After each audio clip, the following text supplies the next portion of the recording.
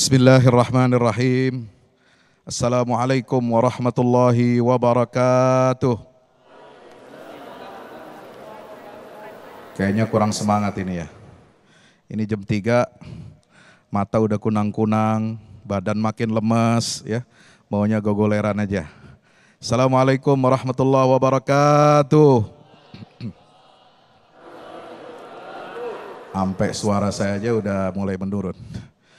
Alhamdulillah, bersyukur kepada Allah yang telah mengizinkan kita, mengkaruniakan kita bisa masuk menikmati keindahan, keanggunan dan kelezatan ibadah di bulan suci Ramadan.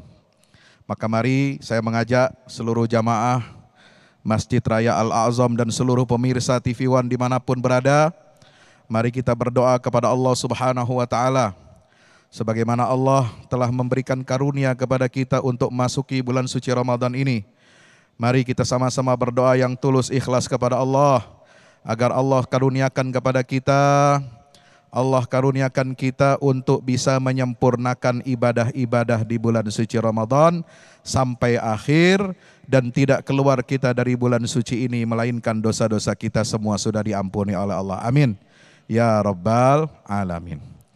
Satu hari Nabi SAW menaiki anak tangga mimbarnya yang angka anak tangganya itu biasanya ganjil. Ada 3 anak tangganya. Setiap Nabi naik, beliau kemudian terdengar melantunkan amin. Naik anak tangga yang kedua, beliau membaca amin. Naik anak tangga yang ketiga yang terakhir, beliau juga membaca amin. Lalu kemudian para sahabat bingung, kan gak ada yang berdoa ya Rasulullah. Kenapa engkau naik tadi setiap tangga engkau berhenti lalu membaca amin?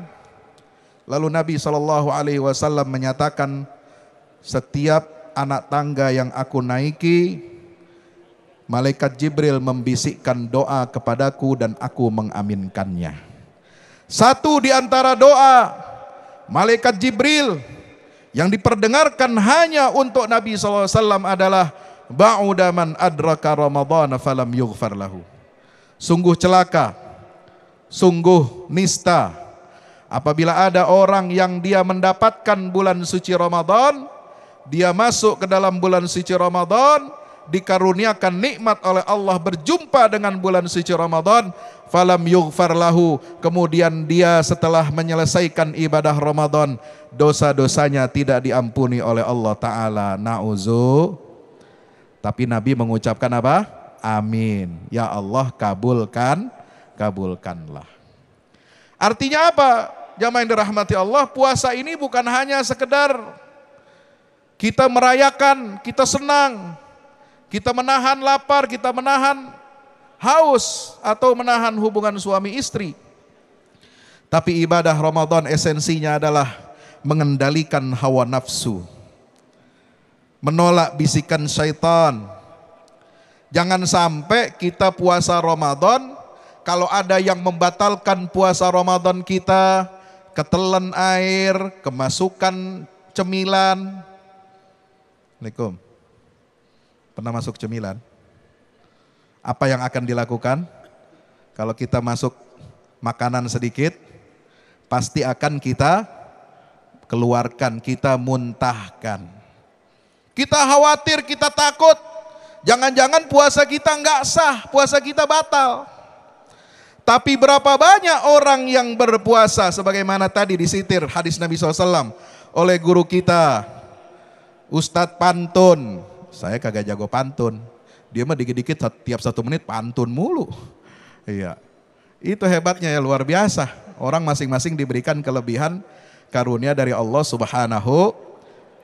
Banyak orang yang berpuasa, dia tidak mendapatkan pahala puasanya kecuali apa? Kecuali hanya capek, kecuali hanya lapar dan dahaga. Maka berapa banyak, barangkali juga mungkin ada di antara kita, kita memperhatikan apa yang keluar dan yang masuk melalui rongga mulut kita. Khawatir puasa kita batal, khawatir puasa kita tidak sah, khawatir puasa kita tidak diterima oleh Allah, tapi di sisi lain di antara kita ada yang sedang berpuasa tapi dia tidak sadar bahwa dirinya sedang memakan bangkai saudaranya sendiri. Yaitu dengan apa? Dengan melakukan perbuatan ghibah.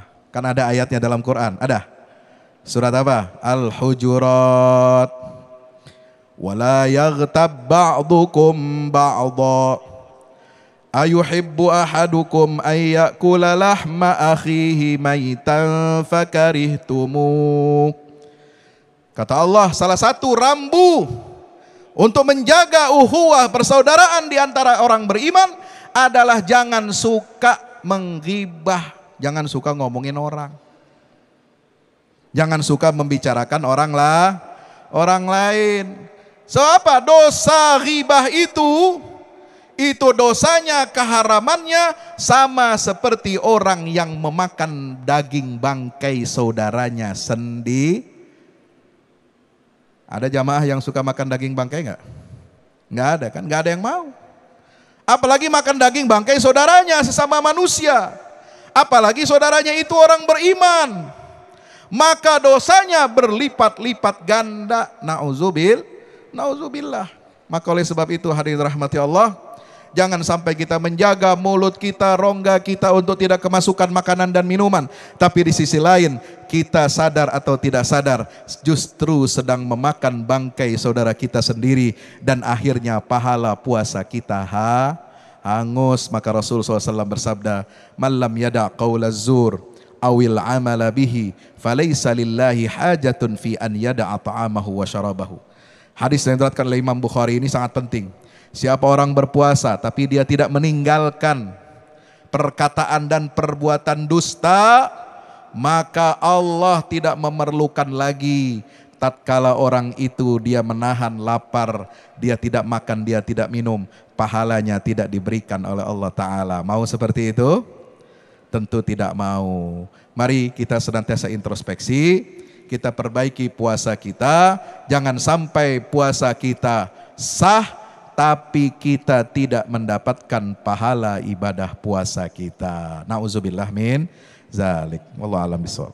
Nauzubillah min zalik tentunya. Selain kita harus menjaga apa-apa saja yang tidak boleh masuk ke mulut kita, pemirsa, ternyata kita juga harus menjaga agar lisan kita, kata-kata, omongan kita ini bisa tetap terjaga. Hal-hal yang keluar dari mulut kita sendiri supaya pahala puasa kita tentunya bisa maksimal dan terjaga. Baiklah pemirsa, kita akan jeda terlebih dahulu. Namun usai jeda berikut ini, Majelis Ilmu Damai Indonesiaku spesial Ramadan akan kembali untuk Anda.